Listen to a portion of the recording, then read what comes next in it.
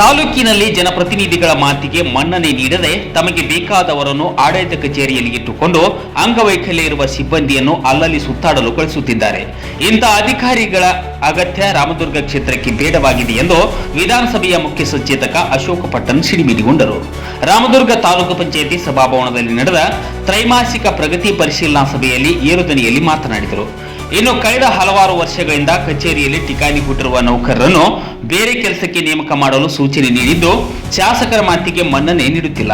ಈ ವಿಷಯದಲ್ಲಿ ಕಾಲಹರಣ ಮಾಡುತ್ತಾ ಸುಳ್ಳು ಹೇಳುತ್ತಿರುವುದಕ್ಕೆ ಸಿಡಿಪಿಒ ಶಂಕರ್ ಕುಂಬಾರ್ ಅವರನ್ನು ತೀವ್ರ ತರಾಟೆಗೆ ತೆಗೆದುಕೊಂಡರು. ಇನ್ನು ಸಭೆಯಲ್ಲಿದ್ದ ನೋಡಲ್ ಅಧಿಕಾರಿ ಮಹಿಳಾ ಮತ್ತು ಮಕ್ಕಳ ಕಲ್ಯಾಣ ಇಲಾಖೆ ಉಪನಿರ್ದೇಶಕ ಎಂಎನ್ ಚೇತನ್ ಕುಮಾರ್ ಮಧ್ಯಪ್ರವೇಶಿಸಿ ಸರಿಪಡಿಸುವ ಭರವಸೆ ನೀಡಿದರು.